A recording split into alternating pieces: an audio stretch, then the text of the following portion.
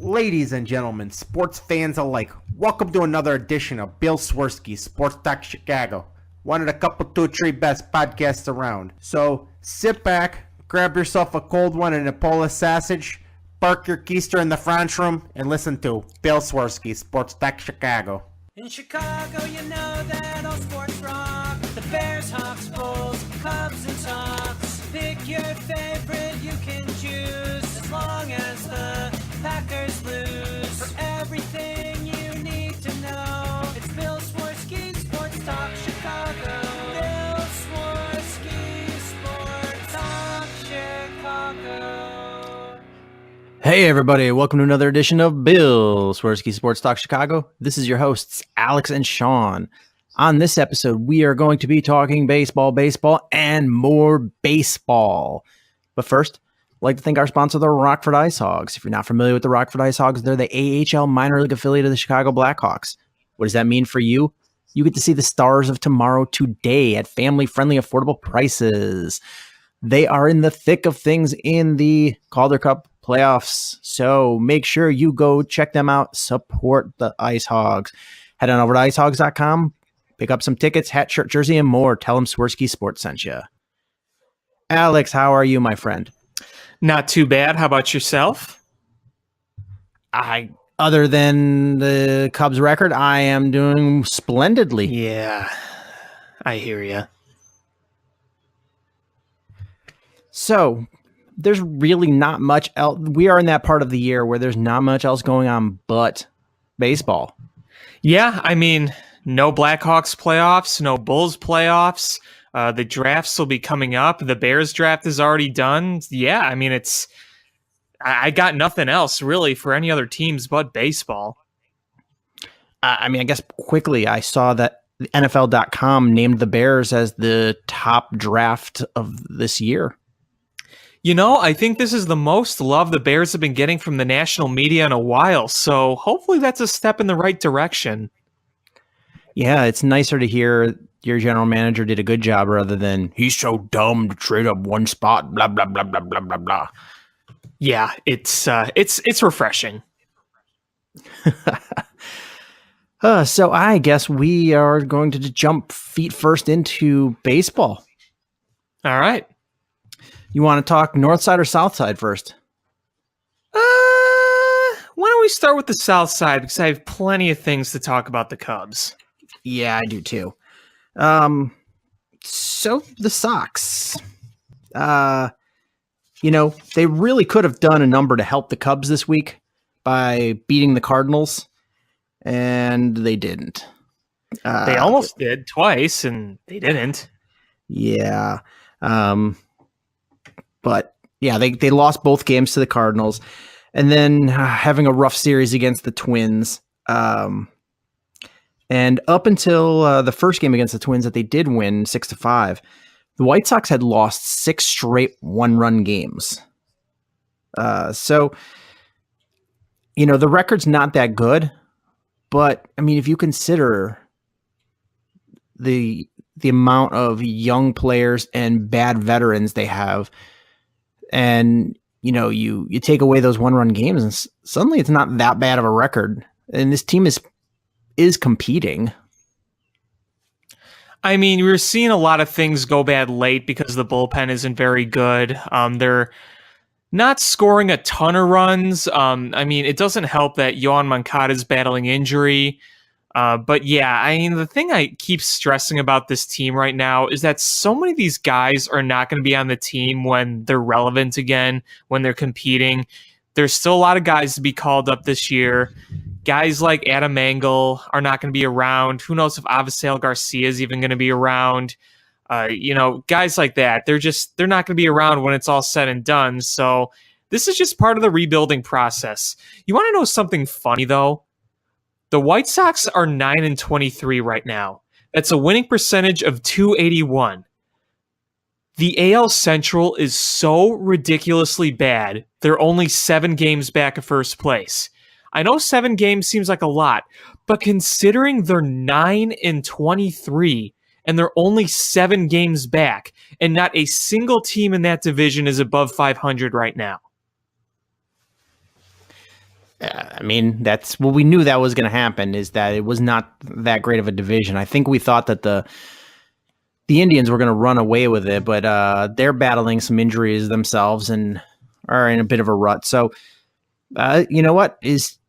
You take advantage of the opportunities when they're there. If the White Sox can string a few games together, you don't expect anything from them, but if you can at least make noise in the division when you're trying to rebuild, that's a real boost for the fans.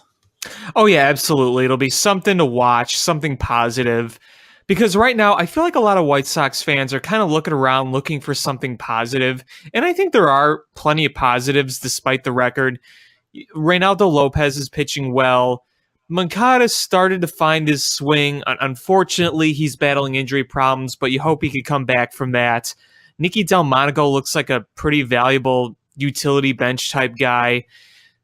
I get it. There's a lot of struggling things right now, and if I were a Sox fan, I'd be frustrated too, but more good things will come. I think Rick Hahn said it the other week that these few months might be the worst part of the rebuild. And, when you're in this kind of process, it's just kind of the things you got to get through. Yeah, I was at my friend Gary's house yesterday, and he's hoping that the White Sox will DFA Miguel Gonzalez. Yeah. But, James Shields has actually been pitching okay lately. I mean, he took a no-hitter into the 7th today. Yeah, it's funny because all the headlines are James Shields almost no hitter, and then you look at the stat line and you're like, he gave up 3 runs. I know, isn't that weird? But yeah, they let him stay in an inning too long. But the start before that was good too. He's pitched pretty well lately, and that's good for the White Sox. I still don't think there's much of a chance that you'll be able to flip him at the deadline, but stranger things have happened. Yeah, you never know. If he keeps pitching decently, I don't know if he really still has much worth that a team's going to want, but yeah, I guess you'd wait and see. Miguel Gonzalez probably doesn't have any worth right now. I wouldn't imagine at all. Oh, he's got that's kind of another none worth. Right. Yeah, that was me putting it nicely. I guess an interesting question you could bring up about them is there anyone on this team right now that you look at as saying, okay, we're going to trade him at the deadline for some value? Because most of the veterans that they had to trade away for value, they've pretty much already done that part. I still am not really sure James Shields, even if he does pitch decently, is going to get anything big in return. I don't think a contender really wants to take a chance on that, but they may get something. I don't know. But I look at this team and I think, well, they probably don't want to get rid of Wellington Castillo, and all the other position players are either parts of the future or guys that don't really have much worth. And by that, I mean Adam Engel. So, I don't know if they try to sell Trace Thompson again, but right now it seems like they're in a stage where they're not going to be doing a lot of mass selling because there's not that much to sell this year. Yeah, I actually, in my notes, I put, does Avi Garcia have any trade value at this point? I gotta look up his stats right now. They're not very good. Last year at this time prior to last year, he was pretty much considered a bust. Yeah. And last year he had a really, really good year, and the question was it a fluke or did he figure things out? And honestly, I couldn't have told you, because he was still young enough where, if he would have been older, I would have been like, no, you don't just figure it out at that point. But at his age, it's possible that he figured it out. And, the pitches seemed to slow down, making better contact. He had the potential, but then it could have just been a fluke too, is you never know. And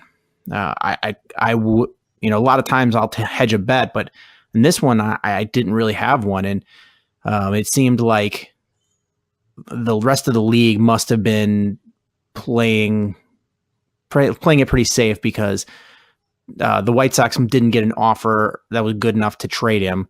I think they were all hedging their bets that it was going to be a fluke, and if he was doing it good again this year, then they would consider it for this trade deadline. But he's back to being bad, Avi. This is the key stat, and I talked about this last year. I'm not going to just fully declare him a fluke, but last year he had a 392 BABIP. That's incredibly high. And considering that he's a guy that doesn't walk a lot, even last year his walk percent was just 5.9. I mean, that's really not... That's technically lower than years before. The year before, 2016, he was a 7.5 walk rate. Last year was a 5.9. 19.8 strikeout percentage. So, that looked better, significantly better. But a 392 BABIP, that's almost not sustainable when you think about it. I mean, I once did an article for Cleat Geeks who was talking about BABIP sustainability over 162 games. And I looked at the trends the past 10 years. And the very highest a BABIP was over like 150 plus games was like 391, the average. There has never been a player that played like 150 plus games with a BABIP over 400. So part of me tends to think that he was putting a lot of balls in play that were just falling in. Do I think that he can still be a decent player? Yes, but a 330, 380 slash right there with a 5.9 walk rate, I wouldn't count on that type of season again. Just looking at the sustainable BABIP numbers, that's just my guess. I fully agree.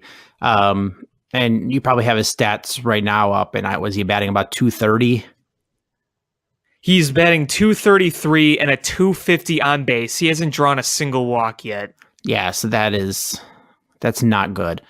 And his offensive rating is a negative 5.7 right now. Yeah, so it's the White Sox. I mean, honestly, they probably should have sold when gotten what they could last year.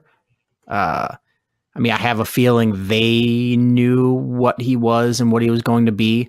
And if that's the case, then shame on Rick Hahn for not taking whatever they could get for him. Bag of balls, a flyer. I just wonder what they were being offered. Like, I have you heard any rumors of what they were being offered, if anything? I have not heard any. But to be fair, under Rick Hahn, things have been fairly tight-lipped.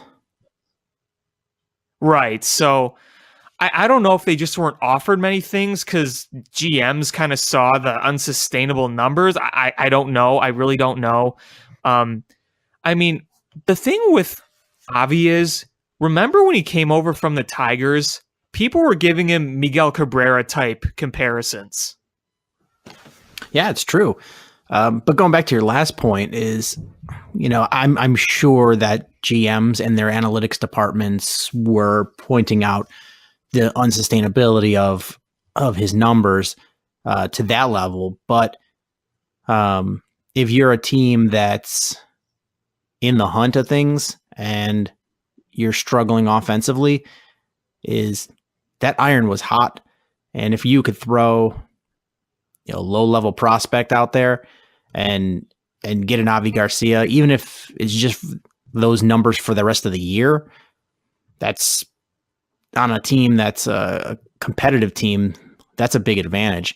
And even if he stunk this year, if you didn't give up a lot for him, then no harm, no foul, really, because it's not like he's making an astronomical amount of money. It's my opinion that Avisail Garcia, maybe, I don't know how to say this, but I'm not sure he's exactly a guy that I think should be part of the White Sox future. I think they have so many riches and so many different prospects. They might as well just kind of go ahead with that. I think if there was one guy to be part of that future Sox team, it would be Jose Abreu. But again, Jose Abreu is really good. He's overall much, much better than Avisail Garcia. And it's weird because you look at Garcia's numbers, his career slash is 276, 326, 413. So as a career guy, he's pretty average, and he was never really that great of a fielder. And I just feel like the White Sox, if they groom their prospects right, they'd be able to replace that, because he's 27 now, and I'm not saying that's old, but when you're trying to build up, I just feel like it would be better suited for them to just kind of build around the new guys that they got. But at the same time, I don't know what they were getting offered. If they weren't getting offered anything, then I guess, you couldn't really make a deal if you weren't getting offered anything. But again, I don't know. I just think that it would be best that they went other routes for the future. Unless, he gets really hot again. But I'm not counting on that happening for the time being. Oh, there's no way they bring him back next year. Because he's a free agent after this year, correct? I don't really know, but that sounds right. Let's see what Fangraphs. I think he is. If that's the case, I don't see any way that they offer him another contract, even if it's a decent, like a fair dollar amount, like or a low dollar amount that's team friendly. I just don't see the value in it. You're getting a lot closer to competing than I think a lot of people thought you would at the start of last season. So why, if you're going to struggle with guys batting 230, why not be some of your young future core players like Eloy Jimenez or Louis Robert? Right, and that's what I'm saying. I think eventually that, even if he does play well down the stretch, I really don't think he's going to be part of that contending White Sox team. Right now, I guess you could almost call him a placeholder at this point. That's all I got. I mean, buck up White Sox fans is, Alex is a much better mind than mine as far as remembering players on the roster and such. Alex, can you name every starter on the Cubs from 2014? Every position player starter? Yeah. Okay, so Castillo was the catcher, Rizzo at first, Barney at second, Castro at short. Third base was a platoon of Alt and Valbuena.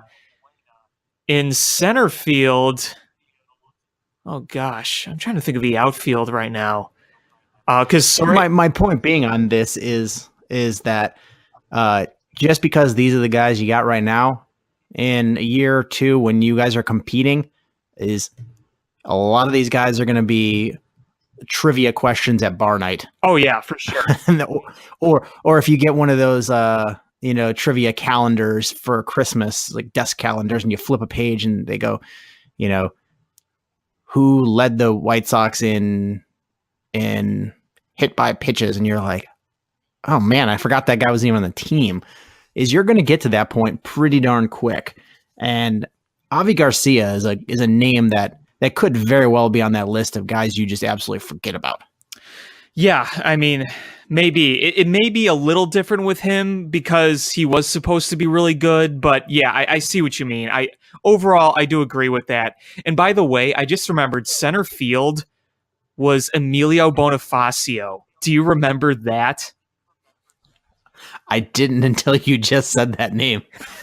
Yeah, good old Emilio. He had like his first 3 weeks, he batted like 700.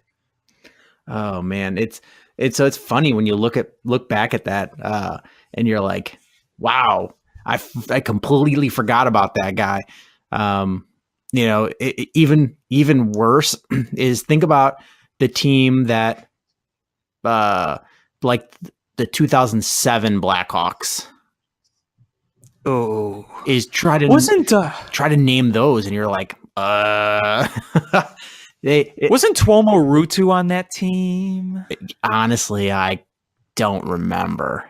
Because Martin Lapointe was the captain, because he was the captain right before Taze. I remember that. I don't know if Joycelyn Tybalt was still there, but yeah. So it's when those rough seasons during the last years of a rebuild, a lot of forgettable people.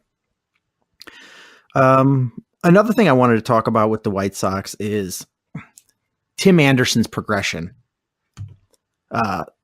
We're starting to see, I mean, the numbers aren't fantastic, but the progression that we're seeing from what he was last year to what he is this year, it's really promising.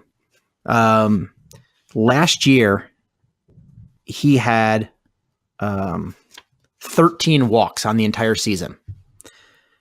And if you figure that out on a number of walks per at bat, is he had a walk every 45 at bats. Every 45 at bats, he had a walk. But on the other hand, he had a strikeout every 3.6 at bats. That's not good. Neither one of those are really very good at all. That equaled a 2.1% base on ball rate. Yeah, yikes.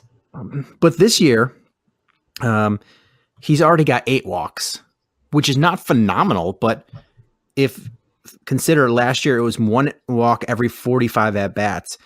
And this year, it's 1 roughly every 15 at bats. It's a 3-fold improvement. I know we're still early in the season, but that's good. And the strikeout rate has improved as well. Now he's at a strikeout every 4.35 at bats. So almost a whole nother at bat before he gets a K. The other numbers aren't fantastic, but still, like, if you see the improvement on a young player like that, you're seeing the development. That's really promising. Yeah, absolutely. You're seeing growth with him, and it may not be like eye-popping growth, but yet it actually kind of is when you look at it. I mean, you can look at the slash and see 261, 307, but you got a 462 slugging. You got 6 home runs in 31 games. His OPS is 769, which is just above average, but considering it was 679 last year, that's an improvement. And like you said, the base on ball numbers and the strikeout numbers, those are eye-popping improvements. I mean, it may not look that way, but they really are. I mean, you go from a 2.1 to a 6.3 walk rate. That's a pretty big jump. So he's still a very young kid. So this is just the guy you got to be patient with. And you want to see nice, steady growth. You don't want to try to force anything because that, just doesn't always work out. Nice, steady growth. It'll pay off. It will.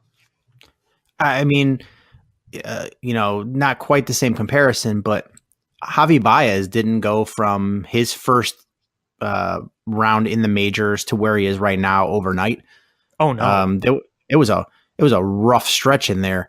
I mean, look at the strikeout rate that he had going into his rookie season, or his first foray into the major leagues, and he was just whiffing on everything. And you're seeing now a much, much more polished hitter. So, I mean, Tim Anderson is getting some really valuable playing time with low pressure, with a really good management team, and you're seeing those steady improvements. Is once you start seeing walks, and your walk rate goes up, then you start seeing better pitches. If you're not taking walks, it's either hit the ball or strike out, and there's no walks.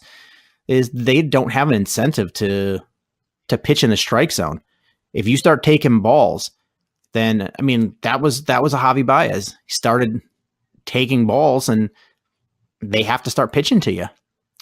Yeah, exactly. You saw that when Baez got behind in the count early on in his career, which was literally every at bat.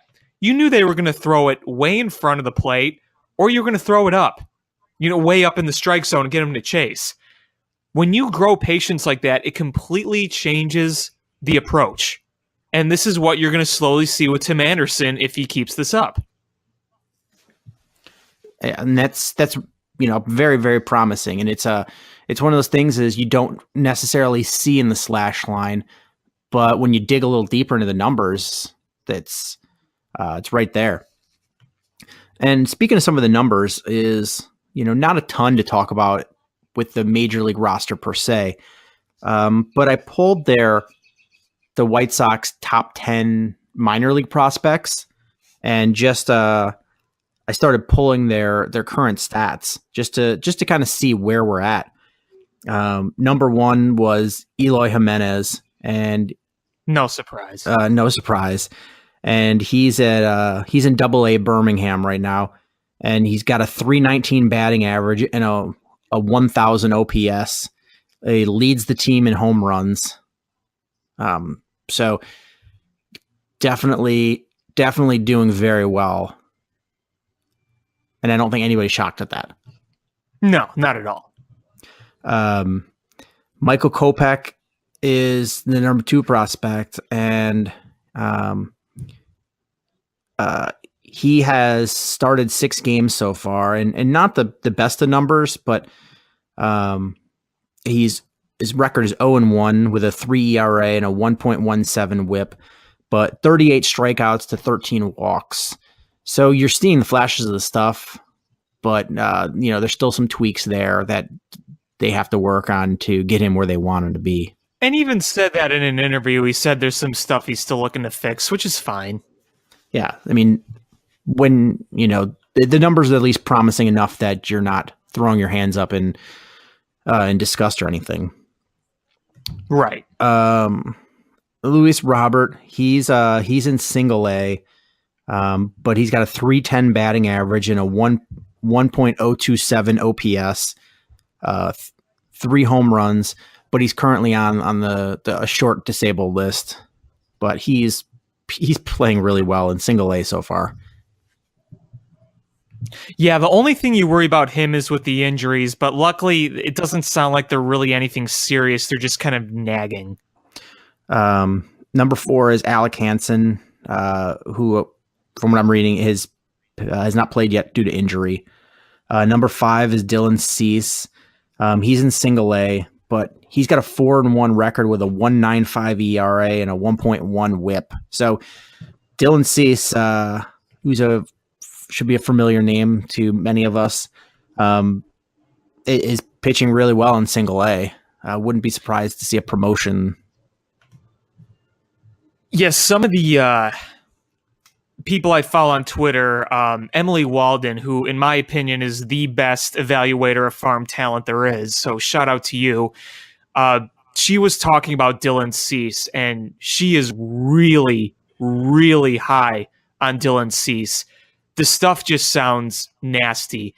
And we remember how good he was in the farm system with the Cubs. The only thing with him was, again, I bring this up, the injury problems, but to me, it seems like those injuries haven't gotten to him at all. No, and good for him. That's great to hear. Hopefully we can see a promotion and see what he can do going forward and against better competition. Yeah, did you say he was in Single-A? I couldn't remember if he was in High A or Double-A this year. He's in Winston-Salem Single-A. Okay. 6 is Dane Dunning. He's 2-0 with a 2.25 ERA and a 1.0 WHIP. So another pitcher that's looking good. Blake Rutherford is their number 7 prospect. He's batting .347 with a 880 OPS. They got him in a Todd Frazier deal, right? I think so. Yeah. Jake Berger is their number 8. He's on the long-term disabled list. Yeah. Zach Collins, number 9. He's the first one that you're starting to see struggle. He's got a 230 batting average, but he's got an 850 OPS, which for a 230 batting average. Yeah, he seems kind of like the low average, high power type guy. And then number 10 is Micker Adolfo, batting 318 with a 975 OPS and 6 home runs. So you're seeing, for the most part, you are seeing really good production from the top guys in your minor league system, which bodes really well for the way the White Sox are rebuilding here. Yeah, for sure. So White Sox fans, I know a lot of you are probably have one eye always on the minor league system and looking into that, and you're seeing some good things. So fear not, good things are on their way. Yeah, you should be optimistic about this. Everything looks good so far. Everything's coming up Millhouse. Thrill House. All right, let's transition over to the Northsiders. I'm really pissed off with them right now. I gotta tell you. Yeah, I'm not happy either. You saw a little promise with the start of the week with that win over with Colorado. You saw Chris Bryant's first RBI since he got walloped with that pitch on that triple, but you had a couple of errors. Lester pitched great, and you're like, all right, some promise there. But the rest of that series was ugly, and the St. Louis series so far has not been what you wanted it to be. And the Cubs have fallen back from being right there, ready to snatch first place to back to the, almost bottom of the barrel in the division. I don't like to look at standings in early May, but yeah, it is kind of annoying. And when I say pissed off, I mean, that loss yesterday really bothered me because that was a game that absolutely 100% could have and should have been won. The walks and the errors. It felt like they completely handed them that game. And on top of all it, you have Colton Wong hitting the walk-off home run and, talking trash to Cubs fans, which whatever, it's a rivalry. They probably are tired of the Cubs the last few years being on the other end. The Cardinals are not always used to that. The Cubs celebrated on their home turf last year when it came to winning the division. I get there's a want for revenge, but as a Cubs fan, it just was a gut punch yesterday. It was just so frustrating. It was a gut punch both games, both Cardinals games. The starting pitcher on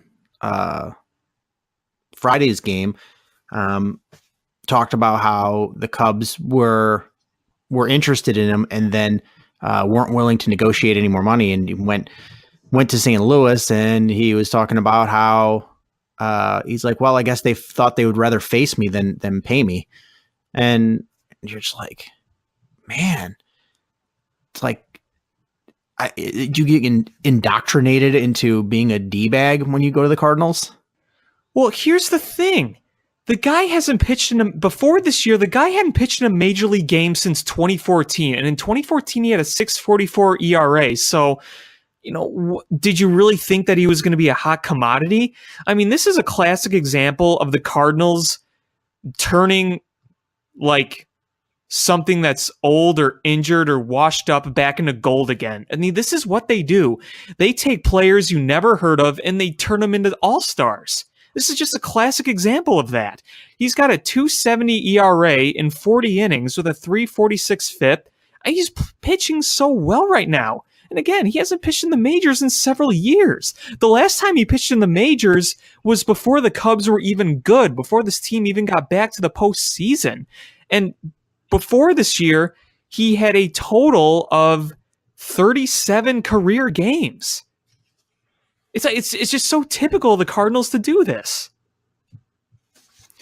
It's that pixie dust, man. Yeah, it's It's just really frustrating. And that Friday game is the Cubs had a late rally that fell a little short. But then the next day is the Cardinals come up with that rally. And, it's the Cardinals are able to snatch 2 victories from the jaws of defeat. And that's really frustrating as a fan. It's got to be frustrating as being part of the team as well. Especially the fact, that loss made it so bad is because it was against your biggest rivals. Yeah, it's a bad loss no matter what. But the fact that it was in St. Louis against your biggest rivals, that just really elevated the aggravation. And I think the term you're looking for is it chaps your ass. Yeah. I got a long. If you're going John Lackey, you're going to John Lackey vernacular. Yeah, and Lackanese. Clank, clank, go my Spurs. But this loss for me yesterday, I don't know about you, and I know it sounds a little ridiculous. It's not me panicking about the Cubs. It's just a little frustration. And the thing is that when it's against your biggest rival in a division, it always feels big, even though it may not be as big. When you blow a game like that to a division rival, it always just feels like a massive gut punch. It sounds silly, but it just, I felt like it was hyped up a little more because of that. I'm not going to argue with that. And I know it's an early matchup. It's the beginning of May. It's first week of May. But it's definitely when you play the Cardinals, every game seems a little crucial, and it sucks when that team gets up for it and your team sort of falls down for it. Yeah. Right now they're avoiding getting swept. It's just, you never want to be in that position against a division rival ever. It's going to happen. It's part of the game. You're not going to sweep everybody. You're not going to win every division matchup. You're just not. But, no matter what, it stinks. I got a few stats here that aren't that good. I looked at the Cubs, these stark contrasts here of eligible players. The OPS is Baez is a 959 OPS, Chris Bryant is a 913 OPS, and Schwarber's a 931 OPS. After that, Contreras is a 700, Jason Hayward's a 675, Russell's a 621. So you've got a couple of guys that are hitting well, and then you've just got a bunch of guys that are hitting below, like significantly below average.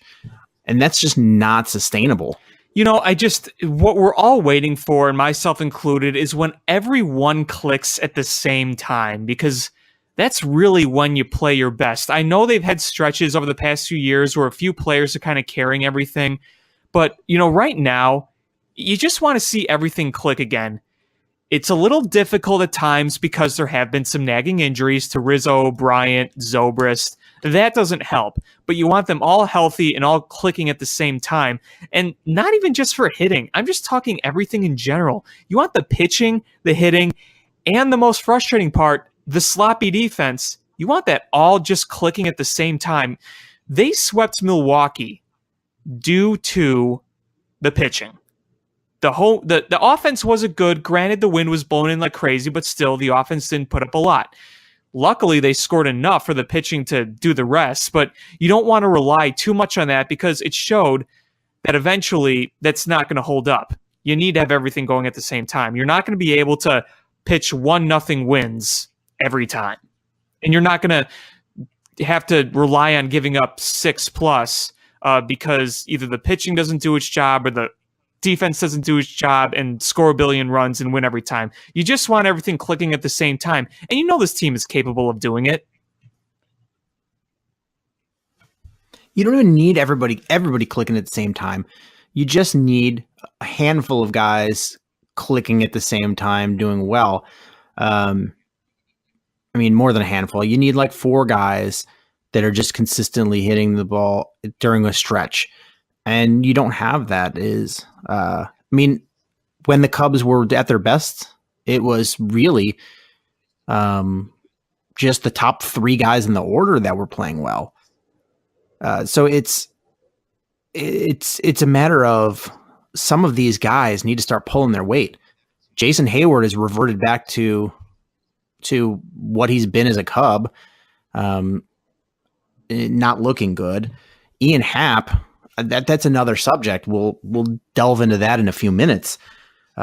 Rizzo's starting to turn that corner, but you're just not getting a lot out of guys.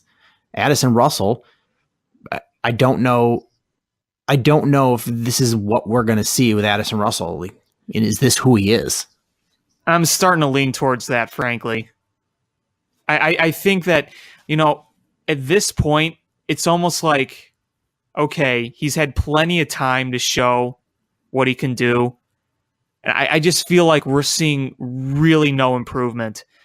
I'm not going to completely say no, it's done, but I'm really starting to lean towards that. That's a frustrating one. Yeah. Another stat is if you look at projecting out the pitching numbers, Kyle Hendricks is on pace to give up 43 home runs this season. Yeah, it's one of those things where I don't know if I mentioned it on the show earlier, but Kyle Hendricks, he's still overall been efficient, but he's been making a lot more home run mistakes this year. It seems like he's just getting killed by solo shots. I mean, he's always done that his last 2 years. If you look at his stats, it's like 3 hits and one of them's a home run, but it's a solo home run. And that's the extent of scoring that he's giving up. But he's giving up more and more mistakes, and his mistakes get put out. And luckily, it's not coincidence that they're solo home runs, because other than that, he's keeping guys off the base paths. But it's frustrating, and that's not a sustainable number either. You can't. We killed John Lackey last year for having like 30 some home runs, and Hendricks is on pace for a lot more than that, and Yu Darvish is on pace to give up 32 home runs. That's not good. No, there's got to be some consistency found here.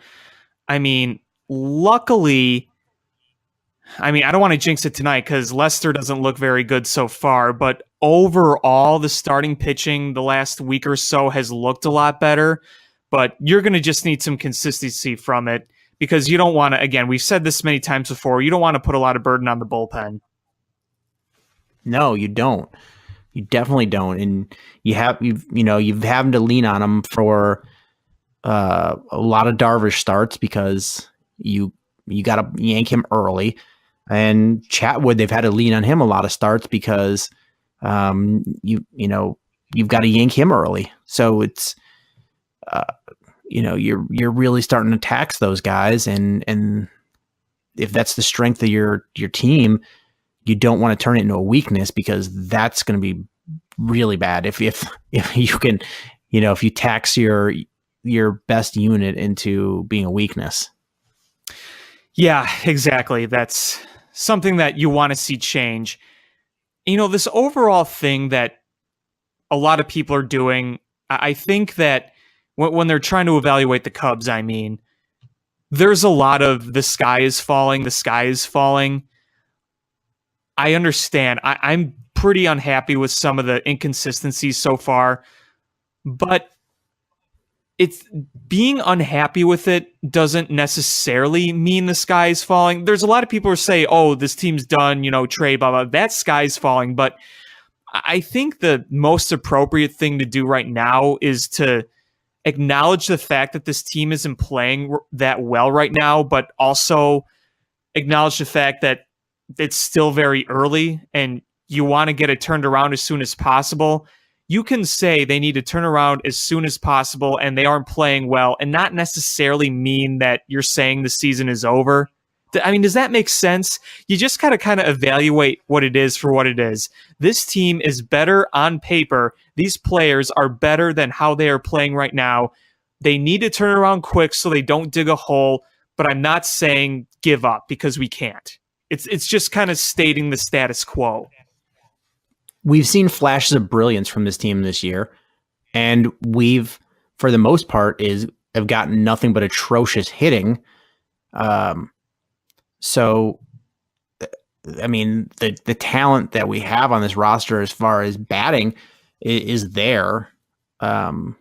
So I expect to start getting more offensive run production in the next couple weeks, especially as the temperatures start going up. And I hate using that as an excuse, but you'll definitely see the bats heat up as the temperature heats up.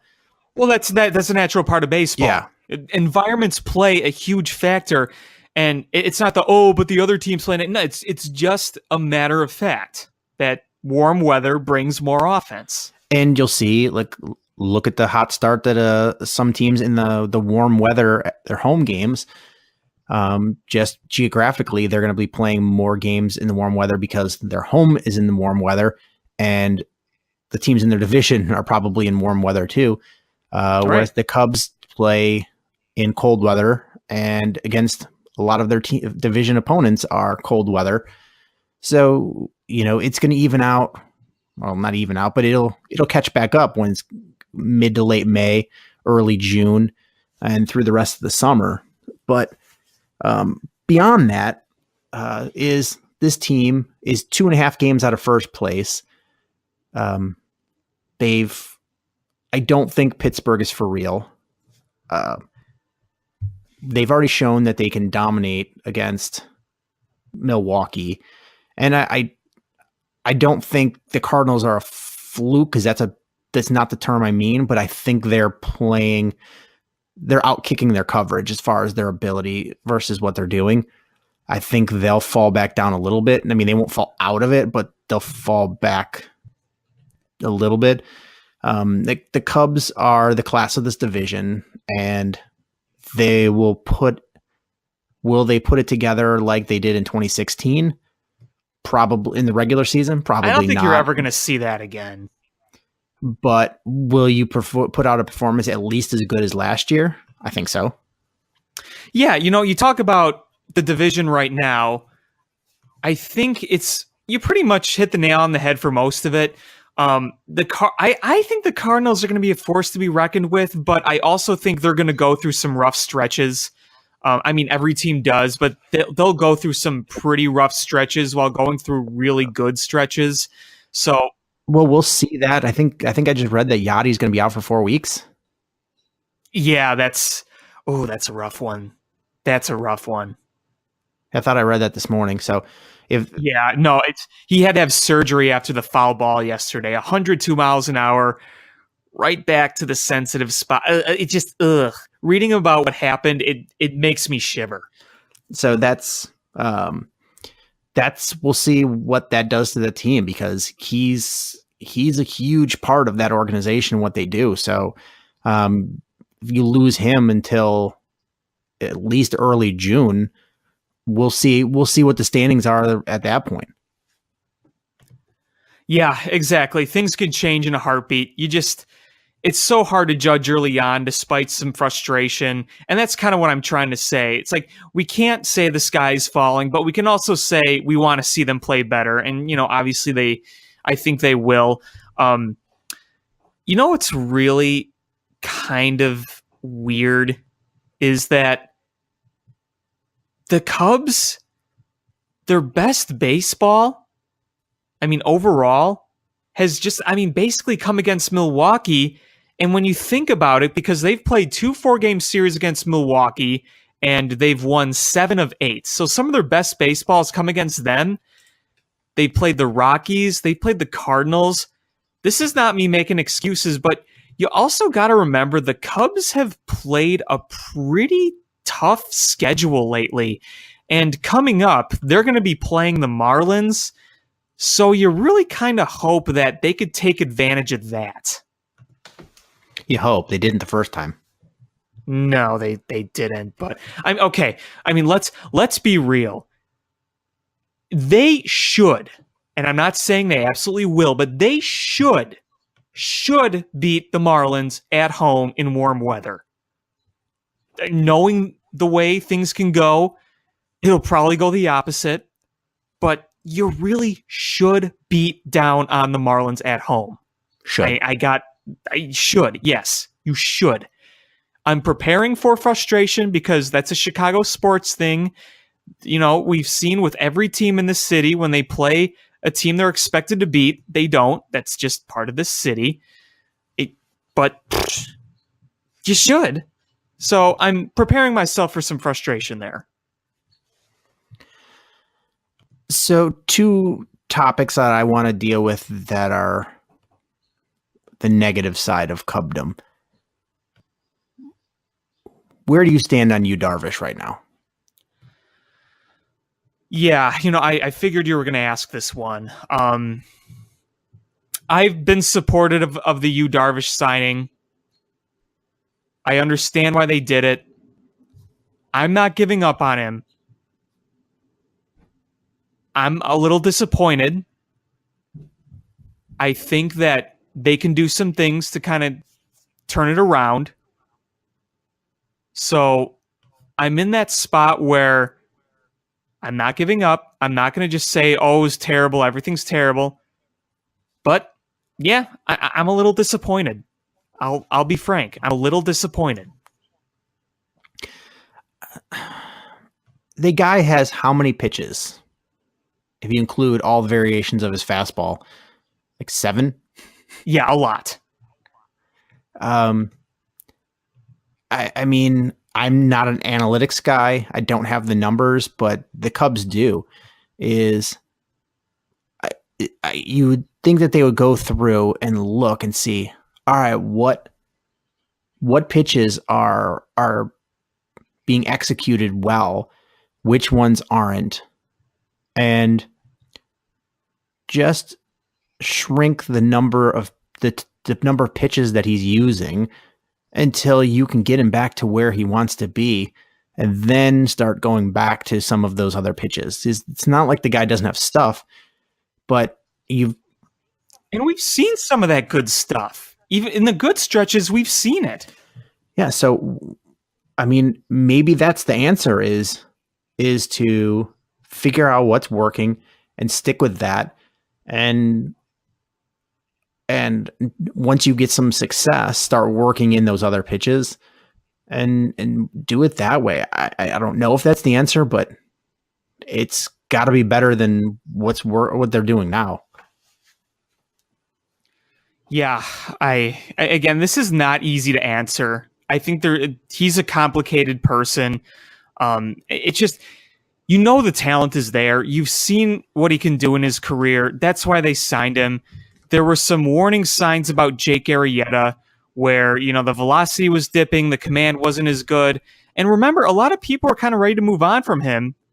So, I mean, it's just one of those things where maybe it doesn't get off to a right start, but it'll kind of even out eventually. Maybe it doesn't work out. I don't know. I can't predict the future. Nobody can 100% predict the future. But I think no matter what happens, I can't blame them for going after Yu Darvish. I can't. I can't blame them either. And I know a lot of people were shitting all over the Cubs after Jake Arrieta's first start. That was really good. But I mean, I haven't been watching closely, but I don't know if it was last start or the one before that. He really pooped the bed. So, if you compare at the end of the year what you have, and compare after year 2 and after year 3, did you get the better deal? Because you were going to go with one of those 2 guys. I still have my money that you're going to get better numbers out of Yu Darvish. Right. And I can guarantee you're going to have the Cubs are going to have more success than the Phillies this year. So did you make the right decision? I still think yes, regardless of some of the issues that we have right now. Yeah, no, I agree. The other question I want to ask you that's on the negative side is, what do you do with Ian Happ? You know, lately I've been seeing some better things from him at the plate. So I say you just try to get through those pains. I'm not ready to give up on him by any means, or I'm not really ready to say, oh, send him down. I think we've seen a little bit of improvement. It's not great, but I think you just still have to ride along with him and then see where you're at in a month or so. I don't know. I'd probably take the opposite stance. Is you've seen a little bump in his batting average, but you've also seen the strikeout numbers go up. As it stands before today's game, he's got a 240 batting average with a 688 OPS and a 48% K rate. Yeah, I mean, it's not good. It's not good at all. I think that you got to try to play him a little more for now. Obviously not lead off, never do that again. And you got to see where it is, maybe July or maybe June even. I don't want to do the send him down just yet, but we'll see what happens. I don't know. It's a tough one. Yeah, I'm not knocking him or thinking that he's done or he's a bust.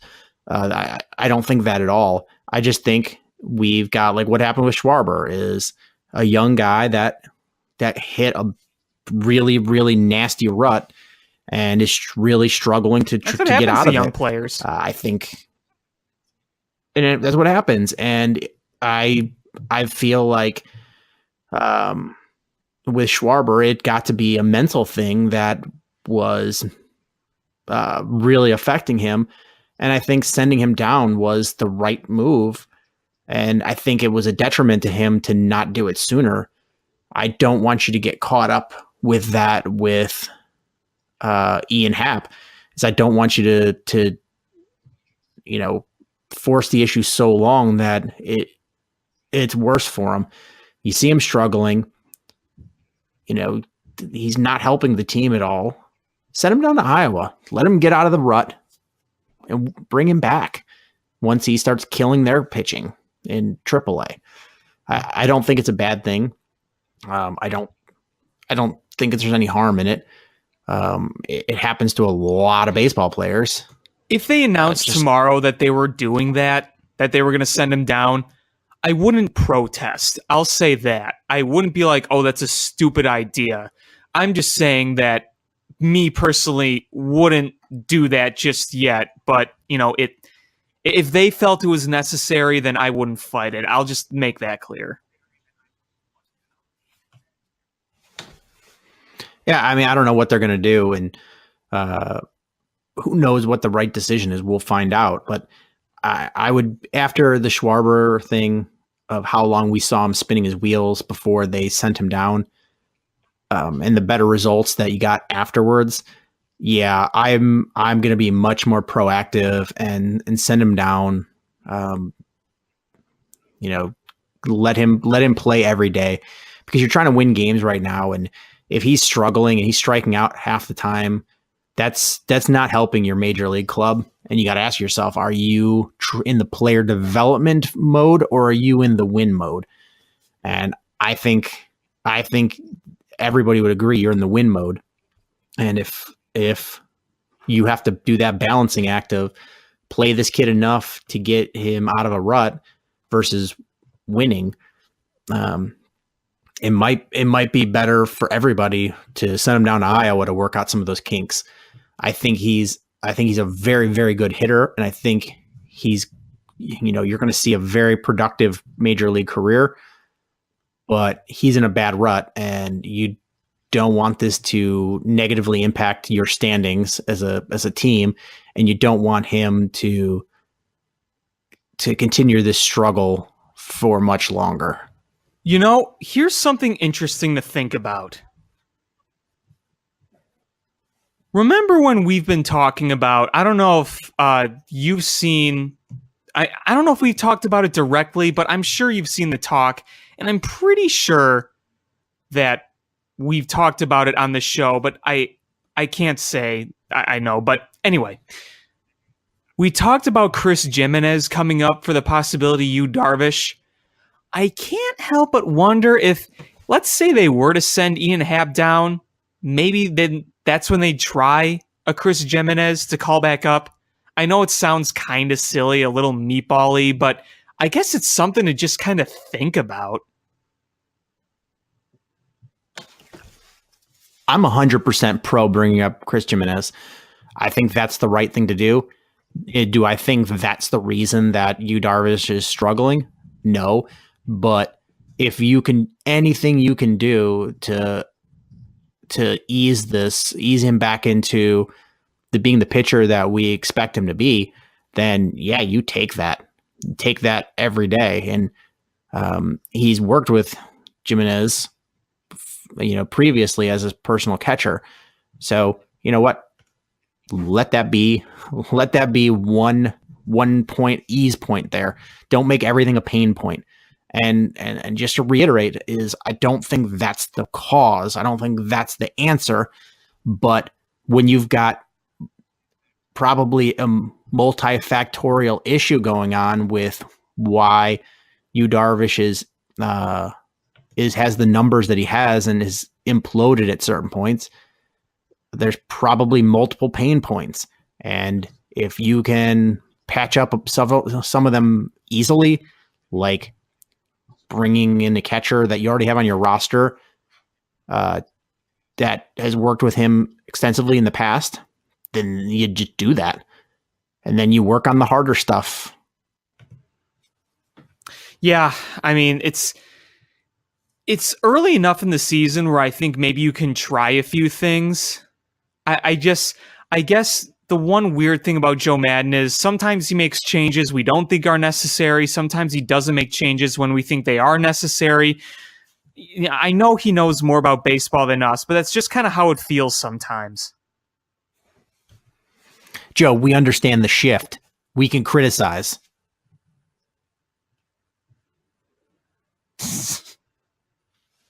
And we got long memories. Oh, boy. Oh, look, second rain delay of the night in the Cubs game right now. Maybe they'll call it and we can get the hell out of St. Louis. It's such a terrible place. Did you happen to read Joey Votto's trolling taxi drivers in St. Louis? I did. That was funny as hell. He is quickly becoming one of my favorite non-Cub players. Yeah, he's kind of one of those dry humor but really dry fun type guys. I think that's good for the sport. Didn't he buy one of his teammates a goat? He might have. I wouldn't surprise me. I remember he used to dress up as Mounties because he's Canadian. That's fun. He's arguably one of the best hitters in baseball, and so secretly, and has no interest in going somewhere else. Just likes playing in that terrible town with that terrible team. Yeah. I think it's a crying shame that his first ballot Hall of Fame talents are going to waste. I really do. But I don't know. If he's happy, sometimes that's way more important. I mean, the amount of money these guys make, it's if you're making that kind of money, is adding a few more dollars to go to a team that's another team, or to move to a city to win a championship that you're not comfortable in and uproot your family. Is that worth it? I mean, sometimes just being rich and being happy is enough for people. Yeah. I don't know what goes through his head when it comes to those kind of things, but if I had that money, I guess I couldn't complain. I don't think I would at all. There's one more thing I wanted to talk about that is not current at all. We just celebrated the 20th anniversary of arguably the best pitching performance in Major League history. I've been waiting to talk about this whole show. It's like one of the positive things we can talk about. And you are too young to remember the game live.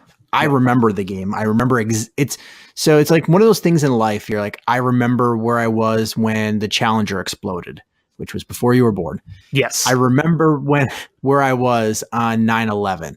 I remember where, there's things my mom will talk about, when JFK got assassinated. She remembers exactly where she was. Mhm. I remember where I was when this game was going on. I didn't watch it. I was listening to it on the radio. I was at work, and my best friend and I, we worked in a warehouse at the time, a pasta sauce of the month club.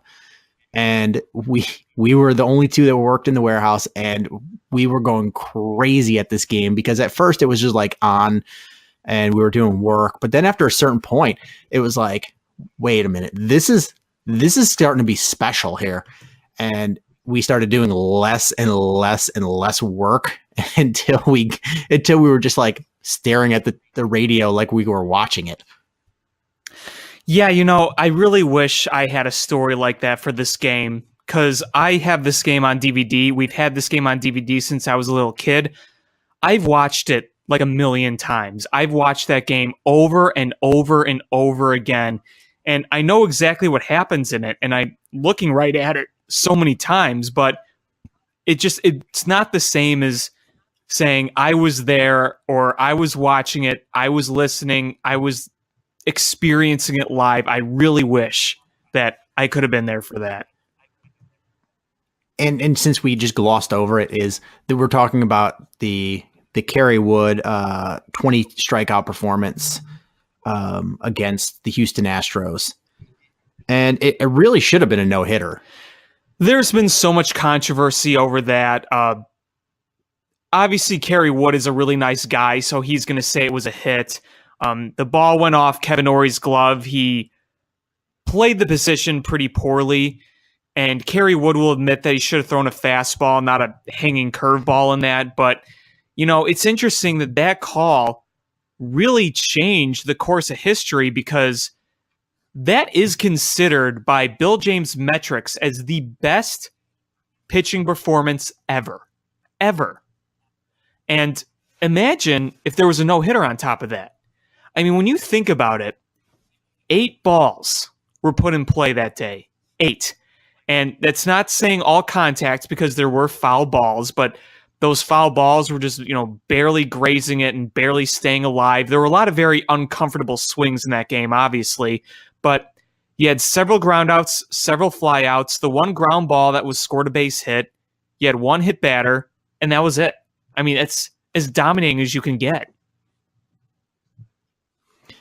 Kevin Ory is totally got to be a trivia question at some point. And the other one I would have got the Kevin Ory. Who caught that game? Sandy Martinez and his really weird split position. Have you watched him catch? Yes, not in a long time. He does the splits. It's really weird. And honestly, the most amazing part of that performance was it wasn't against a scrub team. No. The lineup of that team was Biggio, Bagwell, Derek Bell, who had like a 1.1 OPS at that point. Batting over 400. And Moises Alou, when he was really good. Like, you had a killer lineup. And Kerry Wood mowed them down. Put this in perspective. A huge victory for Craig Biggio, Hall of Famer, 3,000 hit Craig Biggio, was hitting a weak ground ball, just making contact in the 9th inning. That was a major victory for a Hall of Fame player just to get a stinking ground ball. Think about that. Yeah, I just remember when that game started, I was like, at some point, the killer bees are gonna, wallop him at some point, and it just didn't happen. Didn't happen. And I can see Jeff Bagwell because, he some good strikeout numbers, but Craig Biggio was just a really good hitter. I mean, not saying Bagwell wasn't, but Bagwell had some holes in his swing.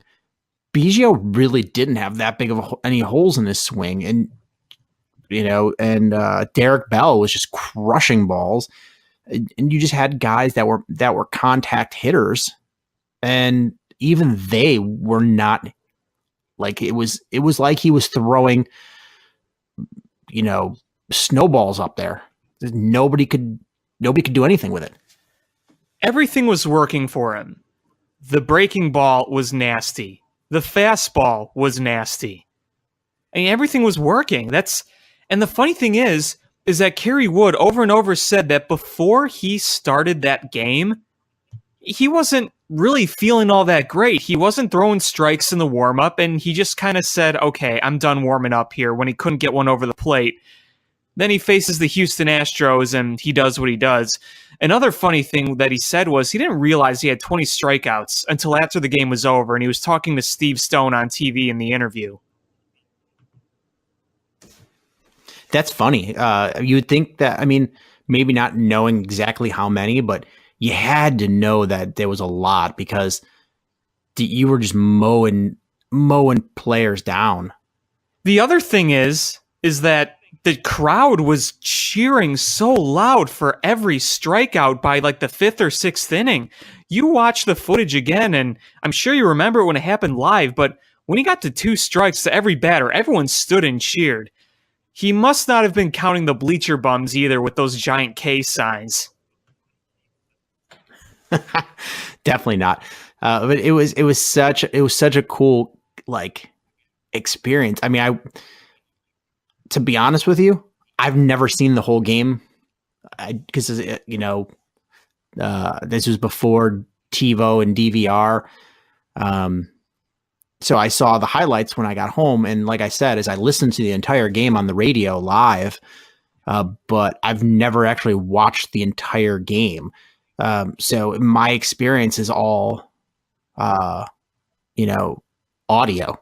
It's such a vivid memory, but it's all audio. There's no visual components of it because I didn't see it happen. Yeah, I want to hear just the whole audio of Pat Hughes and Ron Santo doing that game. I would love to hear that because the DVD I've watched over and over, it was, obviously the TV guys. It was Chip Carey and Steve Stone, which is fine to listen to, but boy, I would have loved to have heard Pat Hughes call every single one of those strikeouts. That I have not heard. But since I've seen the footage so much, and, I know you haven't watched the whole thing, but I also think the interesting thing about that game was the crowd was so loud, but it was a very small crowd that day. Yeah, I mean, it was definitely a weekday. Bulls were playing in the playoffs later that night. It was rainy. But it's, speaking of Ron Santo, is no disrespect to Harry. Harry will always be super important to my life growing up as a sports fan, but damn it if I didn't love Ron Santo, because Ron Santo was a guy. He was just a guy that they put in the booth. I swear if you could isolate just his audio and take away the crowd noise and take away the play-by-play, it would be this. What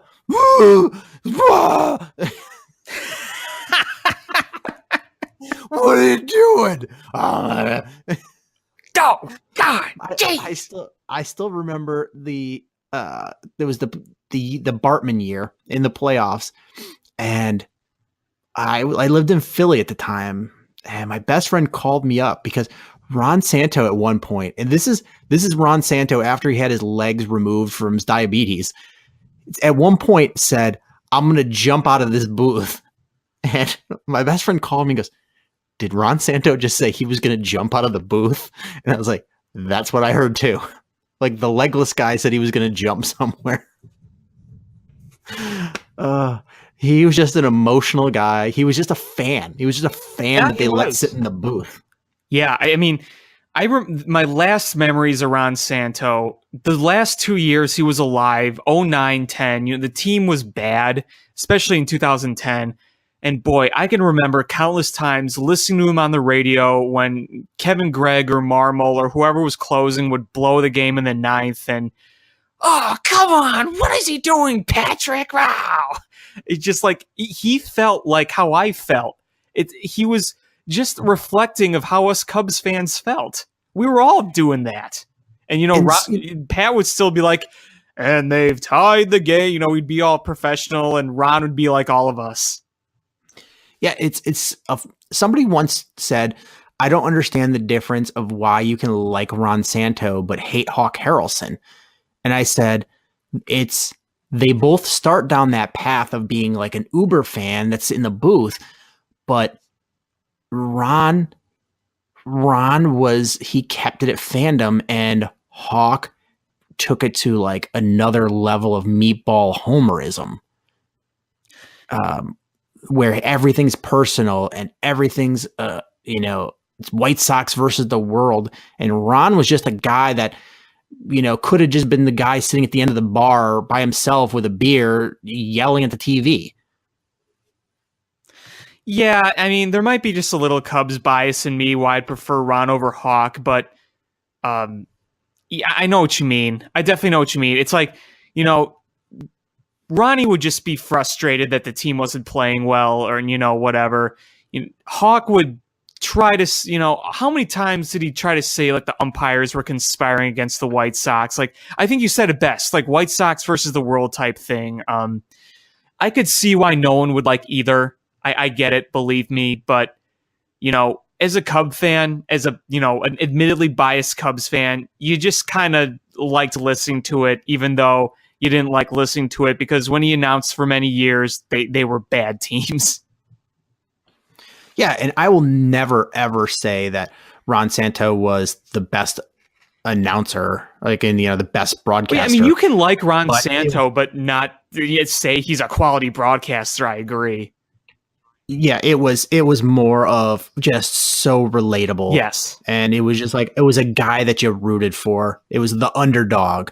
And it was like, before we knew all the murdery stuff, it was like we all rooted for Oscar Pistorius to win a medal in the Olympics. It was like we all rooted for Ron, and he won the lucky lottery of being able to be an Uber fan and sit in the booth. And to be fair to Hawk has gotten worse as he's gotten older. Unfortunately, Ron didn't get to live that long. Maybe Ron would have gotten crabby and more meatball-y, but in his years, he, it was more of a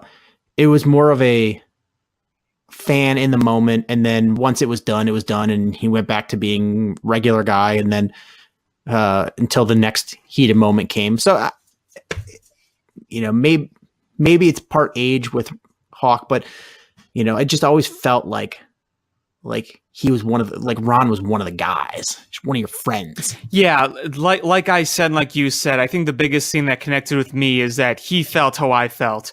When they were doing good, we'd all cheer. He'd cheer. When they were bad, we'd bitch and moan. He bitched and moaned. It was almost like listening to a recording of myself. I mean, let's face it. There were just some games where I can remember, especially towards the end, the Cubs were, they were getting killed or the team was rallying against them, and Pat's calling, and he wasn't really like in the spotlight of the conversation. Like, it wasn't like, okay, Pat Hughes said this, and then Ronnie went ahead and did his analysis. It was just kind of Pat Hughes was talking, and in the background, just kind of, somewhat away from his mic, you just heard Ron Santo just getting mad and rumbling about what was going on while Pat Hughes was going, and now here's this batter. He's batting .291, 5 runs in for St. Louis. You just heard him in the background going, God, geez, come on. Again, it felt like a fan, and it was funny. Yeah, it's funny. It's like having him in the booth was like, it felt almost like when something good happened, you could just turn and high five him. And when something bad was happening, he was the one that was like, this round is on me. And, you know, it was like a camaraderie. Yeah, and it was kind of like you could say, oh, well, I feel okay getting upset and frustrated at this situation because our broadcaster is getting upset. So I'm going to get upset too. I have every right to. So true. Is there anything else you wanted to talk about? No, not really. They're in their second rain delay. They're going to resume again at 9. This game is just going to be ugly. Ugh.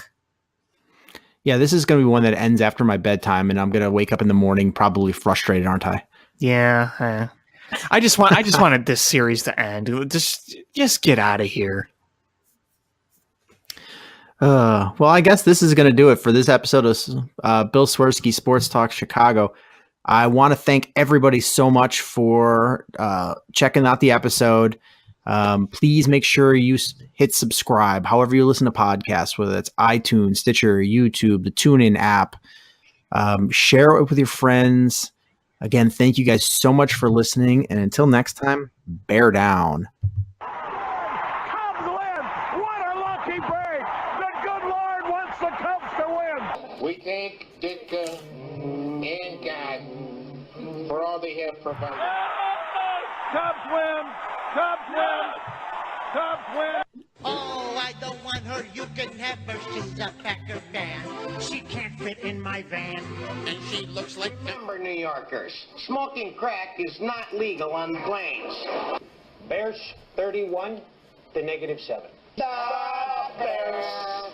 Oh, when the Bears go bearing down.